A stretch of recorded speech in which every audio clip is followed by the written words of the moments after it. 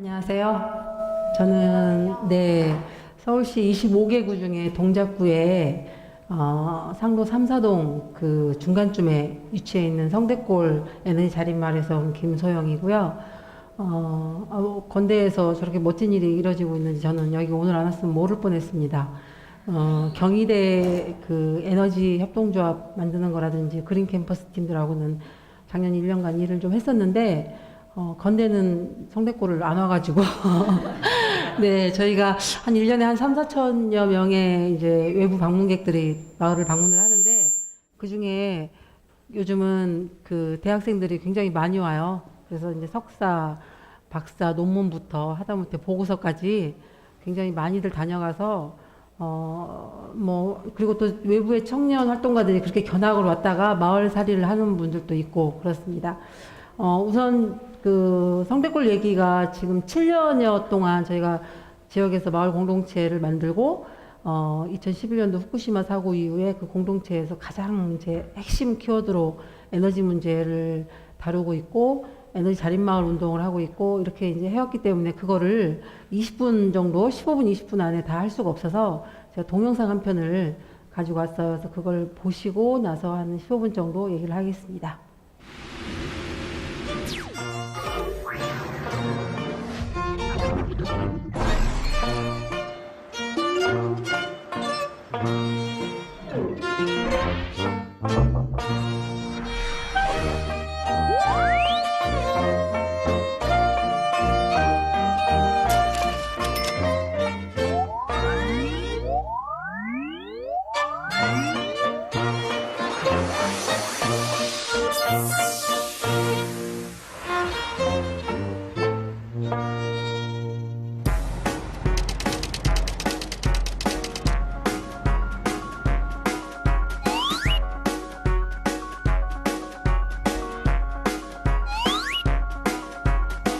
Sometimes the sun shines on us. Sometimes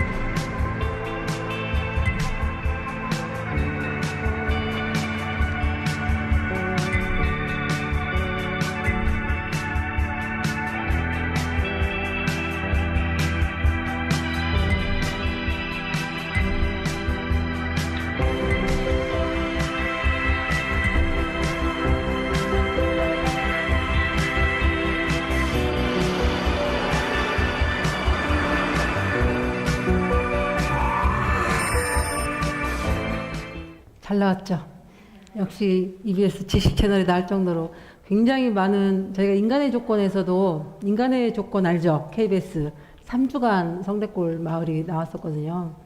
그렇게 이제 처음에는 이런 언론에 노출되는 거에 굉장히 호기심이 있어가지고 너도 찍으려고 하더니 그건 한 2012년 잠깐이었고, 그 뒤로는 일체 영상에 노출되지를 않으려고 다들 그래요. 그래서 뭐 이것도 최근에 가장 어렵게 이게 만든 영상이고, 대부분 그래서 사진으로 처리했잖아요. 그 실제 인물이 등장하지 않고 그런 마을입니다. 저희가 2009년도 가을에 처음으로 그 동네 마을 도서관을 한번 만들어 보자, 주민의 힘으로. 그렇게 해서 지역에서 모금을 하기 시작을 해서 어린이 도서관을 만들었고, 그 도서관을 만들고 채 자리도 잡기 전에 겨우 100일 잔치를 끝낸 이후에 일본 후쿠시마 사고가 이제 발생을 하죠.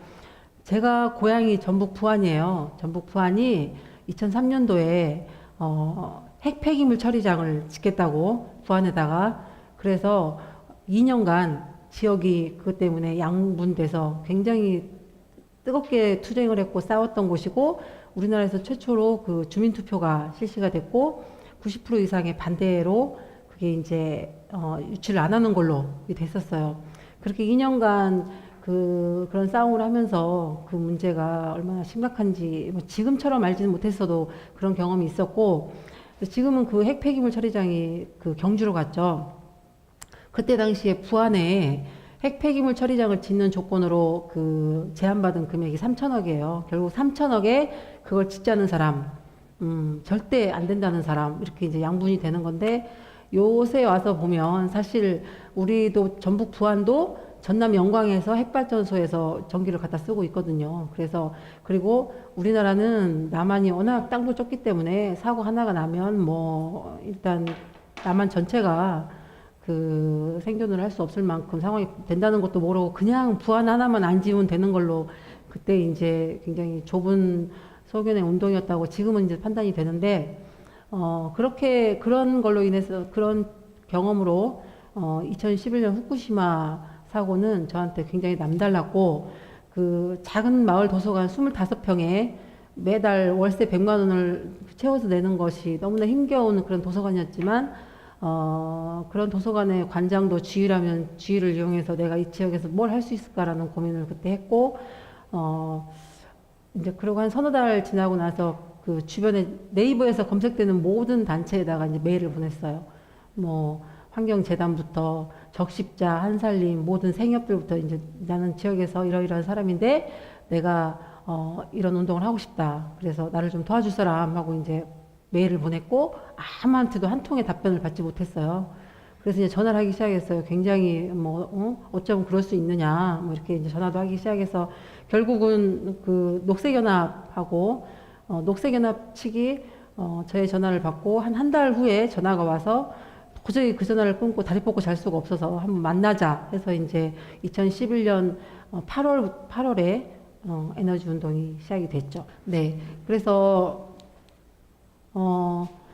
이제 2011년 8월 달부터 드디어 이제 그 녹색연합이라는 그때 당시 한 20여 년 된 환경단체의 도움을 통해서 이제 지역에 환경운동을 하기 시작을 했어요. 그리고 2011년 12월에 우리나라에서 처음으로 절전소라는 게 만들어집니다. 성대골 어린이 도서관에. 그거는 이제 그 발전소가 아닌 절전소로 에너지 절약이 곧 에너지 생산이다. 뭐 남들 펑펑 쓰는데 나 혼자 절약한다고 뭔 일 있겠어. 그리고 나도 뭐 굳이 그렇게 궁상을 떨더니 불편할 필요가 없겠다라고 생각을 하는 일반적인 사람들의 생각을 바꾸면서 내가 절약을 하면 그게 곧 미래 세대가 쓸 수 있는 자산이 된다. 그래서 누가 남을 위해서 남 때문에 그런 걸 결정하지 말고 내 아이. 그래서 어린이 도서관이니까 대부분 엄마들이 오기 때문에 이게 국가나 사회적인 문제로까지 나가기 전에 내 아이의 문제이고 그 다음 세대의 문제이다. 그래서 내가 한 시공간을 사는 부모로서 자식한테 해줄 수 있는 그 어떤 사랑과 배려의 가장 기본이고 중요한 부분이다라고 이제 계속 메시지를 전달하기 시작을 했어요. 그렇게 해서 절전소라는 게 만들어지고, 그게 2012년도 그 작은 도서관에 이름 모를 도서관의 한 벽이 서울시 환경상 대상을 받게 돼요.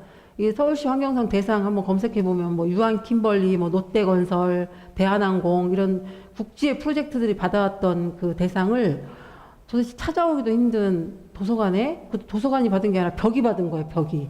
그래가지고 그때 당시 이제 그 6월 5일 환경의 날 보도 자료가 쫙 나가고 뭐 조중동부터 한겨레부터 다 이제 언론이 이제 취재를 왔어요. 왔는데 당장 그날 저녁 뉴스까지 찍어야 된다고 왔는데 다들 카메라를 들고 오면 그러는 거예요. 문 딱 열고 들어와서 여기 실례지만 절전소 가려면 어떻게 가야 되나요? 이렇게 물어봐요. 도서관에 와서. 그럼 다 오셨으니까 들어오시라고.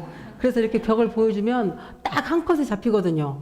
그러면서 어떤 사람은 와 기가 막히다 하고 가는 사람도 있고 어떤 사람은 이걸 내야 되나 이거 어떻게 하나 욕먹는 거 아니야 뭐 이런 그런 대놓고 이제 모신문이라고 할 수는 뭐라고 말할 수는 없지만 그런 데는 이제 그렇게 가는 경우도 있고 그날 결국은 기사가 안 나온 데도 있고 그랬어요. 그렇게 이제 절전소가 성대골이 외부에 노출이 되기 시작을 했어요. 2012년 6월부터. 그런데 이제 그 전에 노출이 되기 전부터 했던 게 이미 성대골에는 착한 에너지 지킴이 합창단이 있었고 성대골 유랑극단이 에너지 자륜고비전이라든지 뭐 성대골 그 부엉이 여러분 부엉이는 되게 낮에 자고 밤에 돌아다니잖아요. 그러니까 절전 부엉이가 밤에 누구네 집이 전기를 낭비하는지를 돌아다니는 3명의 절전 부엉이가 있어요. 그걸 이제 아이들이 부엉이 역할을 하면서 그런 것들을 가지고 이제 꼭 에너지 운동을 교훈적으로 굉장히 무겁게 접근한 게 아니라 지역에서 굉장히 재미있게 문화로 공연으로 또 특강으로 여러 가지 캠페인으로 이벤트로 계속 이제 풀고 있으면서 그 절전소의 절감률을 확보하기 위한 노력들을 하고 있을 때 이제 그렇게 대상을 받게 됐고 그 이후에 서울시에서 이제 에너지 자립마을 사업을 한번 같이 해보자라는 제안을 받고 2012년 9월부터 에너지 자립마을 운동을 이제 하게 됩니다. 그래서 그 뒤로 지금 3년째 서울에서는 아마 시범 지역으로 뭐 가장 그래도 어쨌든 주민 주도로 뭐 관을 정말 서울시를 저희가 견인하다시피 그런 실험들과 이런 것들을 계속 해오고 서울시에 고마운 건 우리가 굉장히 엉뚱한 실험들을 많이 일을 저지르고 정말 이게 실패로 돌아가면 대책이 없는 일을 계속 저지르는데 그거에 대해서 약간의 실험할 수 있는 그런 사업비를 지원했다는 것이 이제 지금 보면 굉장히 고맙고 그래요. 이제 그런 것들이 아까 저 동네에 폐차 직전에 1톤 트럭을 완전히 개조해가지고 그 에너지 제로 카페, 이동식 카페. 이건 이동할 수밖에 없어요. 햇볕 있는 대로 따라다녀야 되니까. 태양광이라. 그래서 그렇게 한 거라든지 마을 학교와 에너지 슈퍼를 지금 고지서가 하나도 없거든요. 고지서 하나도 없이 그냥 그 공공의 공간을 굉장히 마을 사람들의 공유 공간인데 그거를 에너지 없이 화석연료 안 쓰고 쓰는 공간으로 바꾸는 작업이라든지 이런 일들을 이제 계속 3년간의 사업 중에 가장 중요 사업으로 했습니다. 그런데 이제 그렇게 하면서 이제 2014년도에 저희가 그 협동조합으로 마을개업을 만들었는데요. 그게 이제 저희가 마을닷 살림 협동조합이에요. 그리고 마을닷 살림 협동조합이 세상 밖으로 외형적으로 드러낸 첫 번째 브랜드가 에너지 슈퍼마켓이에요.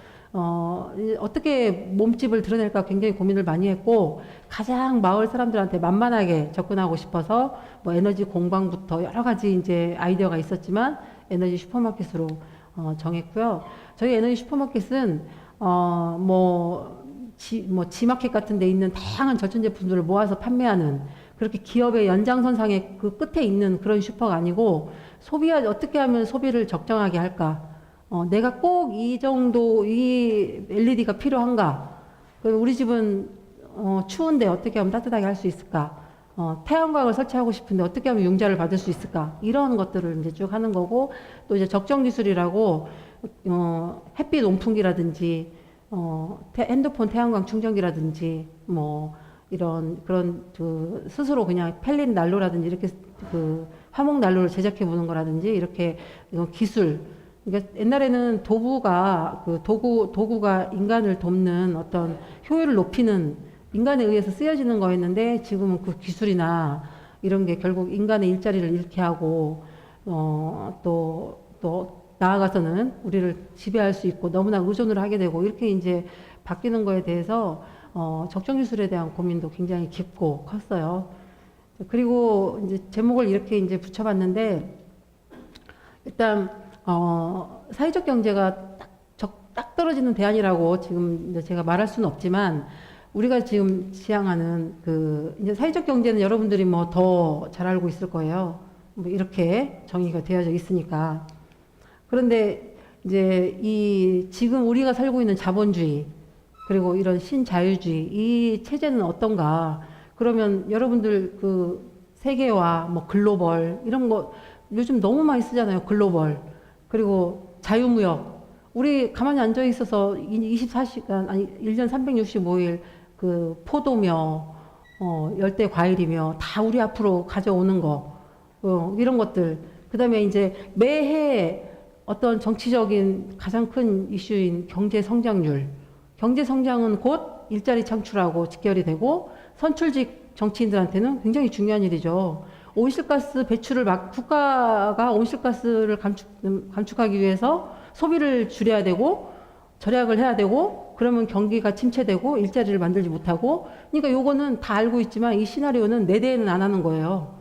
내가 4년간 나는 또 다시 뽑혀야 되고 우리 국민은 일자리를 만들고 경제 성장률을 높인 사람한테 투표를 하니까. 그러니까 지금에 있는 이 구조는 절대 에너지를 절약하고 환경을 파괴하지 않는 이 구조로 갈 수 없는 구조예요. 성장을 한다는 것은 반드시 그거에 대한 뭔가의 그 쓰임을 할 자원을 없애야 된다는 얘기니까. 그래서 그런 생각을 이제 하게 됐어요. 그리고 시장 경제 같은 경우도 이제 예를 들면 한살림 같은 경우는 물론 좋은 먹거리를 먹고 싶은 소비자의 욕구지만 내가 좋은 먹거리를 안전하게 먹기 위해서 한살림이 가장 지키는 게 뭐예요? 생산자를 지키잖아요. 그 생산자가 흔들리지 않고 농약 쓰지 않고 그 자연재해에 굴하지 않고 늘 같은 마음으로 안전한 먹거리를 만들어서 도시의 소비자들한테 제공할 수 있게끔 소비자가 그 생산자를 지키는 이런 어떤 선순환 구조의 건강한 기업을 만들어 나가는 거하고 다르잖아요. 그냥 우선 당장 값싸고 박리담회로 그냥 싸게 많이 팔아서 소비하고 그래서 이윤을 창출하고 어떻게든지 냉장고를 분명히 가지고 있어도 더 좋은 냉장고로 바꾸게끔 소비자를 유혹하고 돈을 쓰게 하고 TV도 갔는데 아직도 TV가 땅에 있으면 안 되고 다 벽에 붙어 있어야 되고 냉장고는 양문을 열어야 되고 늘 아침이면 아무도 내가 지난주 목요일날 무슨 옷을 입었는지 모르지만 늘 옷을 갈아입어야 되고 철마다 유행을 따라가야 되고 이런 것들이 전부 다 계속되는 소비의 마케팅 이런 건데 이런 지금 사회 구조에서 어떻게 에너지를 아낄 수 있고 이 속도를 어떻게 자연히 따라갈 수 있고 그렇게 하겠어요. 제가 몇 분에 시작했나요? 그래서 대도시 특히 서울에서 사회적 경제를 한다는 건 환경운동과 환경교육 관련해서 굉장히 중요한 지점이구나라는 생각을 하게 됐어요. 그래서 그 로컬 푸드라든지 탄소 발자국이라든지 그다음에 커뮤니티 비즈니스라든지 이게 굉장히 어려운 문제가 아니라 옛날에 마을에서는 그 마을만 고립돼 있어도 거기서 충분히 스스로 배워서 서로 나누는 기술이 있었고 그리고 있는 작은 종자라도 서로 나눠서 기르고 이렇게 했던 거 다 됐잖아요. 그 6.25 때 6.25가 나는 그 2년 이상의 그 기간 동안 강원도의 산골의 한 마을은 전쟁이 난지 모르는 마을이 있었대요.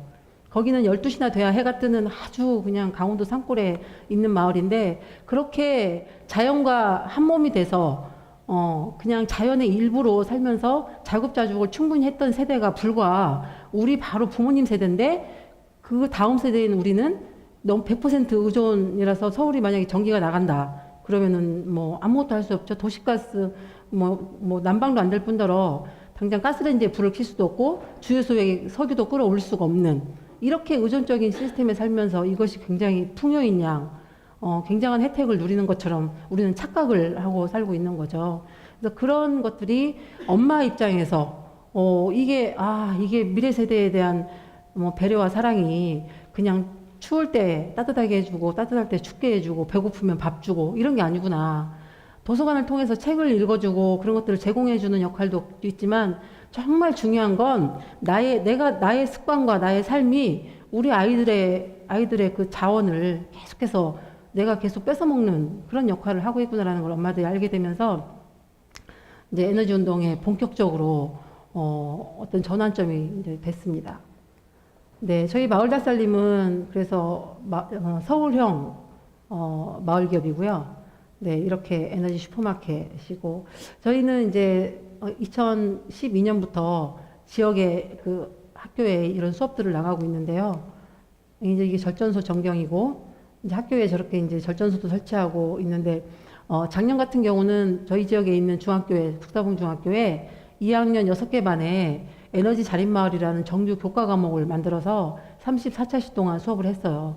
그리고 이제 운동장에 결과물로 1년 만에 결과물로 에너지 제로 하우스를 지어서 올해는 그 에너지 제로 하우스를 학생들이 생태 에너지 전환 카페로 이제 운영을 할 거고 그걸 학교 사회적 협동조합으로 이제 만드는 과정이 지금 한 학기 우리 지금 커리큘럼이 그런 거예요. 그래서 거기는 이제 현금을 쓰지 않고 절전율을 확보를 하면 집에서 그걸 학교에서 이제 절전 쿠폰으로 바꿔줘요.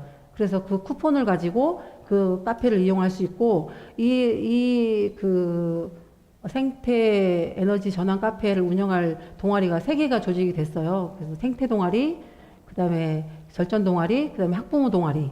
그리고 이제 사회적 협동조합은 지역사회, 우리 같이 이제 외부에 있는 지역 활동가들, 학부모, 교직원, 그다음에 학생들이 참여해서 만들어질 거고요. 7월 그 방학하는 날이 에너지 축제 날인데 그날 이제 오픈식을 할 예정입니다.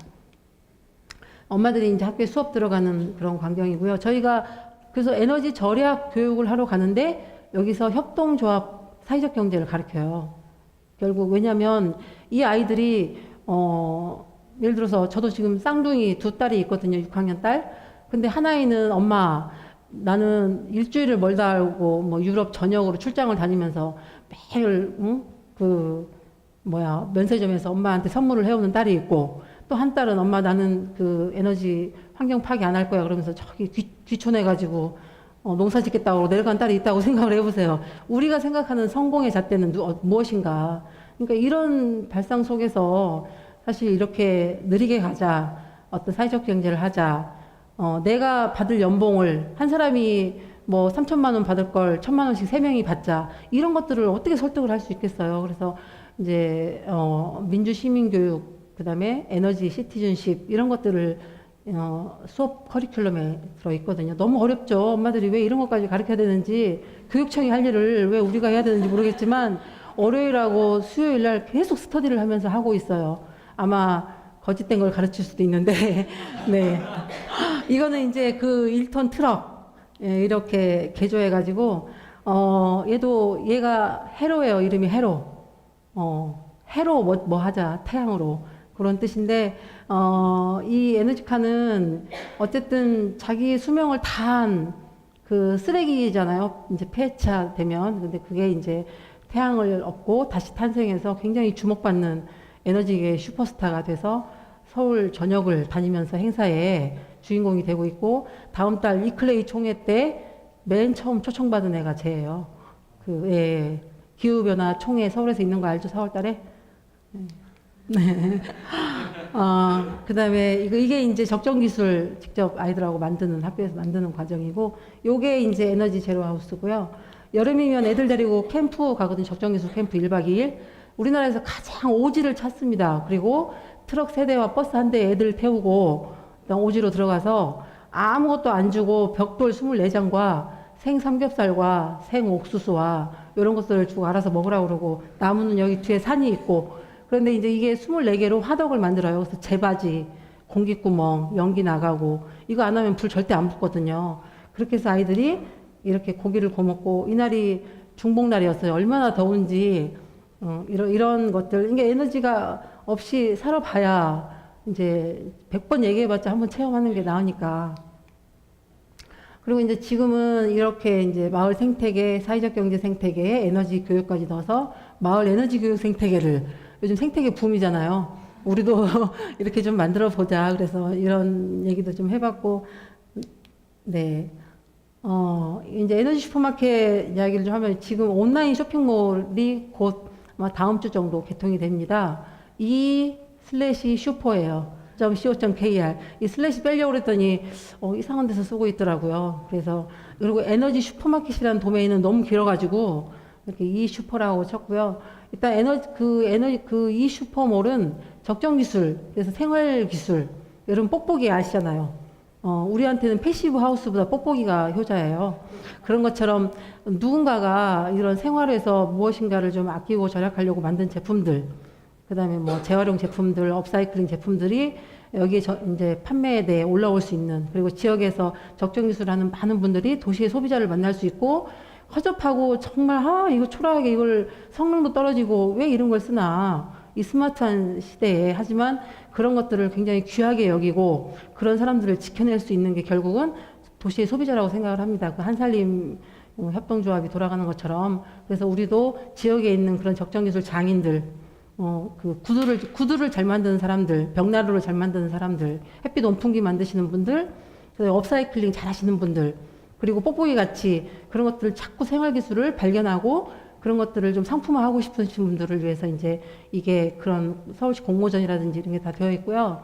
아마 서울시 에코마일리지 회원들은 바로 이 슈퍼몰을 쇼핑을 할 수 있게끔 이렇게 연동을 시켜놔서 뭐 큰 돈은 벌지 못하겠지만 그런 가치를 가지고 있고 꾸준히 해 나간다면 아마 우리가 그 좀 더 느리게 성장을 멈추고 자연과 가깝게 살아가는데 어떤 생태계 일원으로서의 어떤 겸손함으로, 그다음에 지구 시민으로서의 책임감으로 그런 최소한도로의 생태계 일원으로서의 도리를 하지 않을까 싶고요. 혹시 나중에 뭐 에너지 절전 제품 필요하시면 꼭 이 슈퍼몰에서 구입해 주셨으면 좋겠습니다. 네, 감사합니다.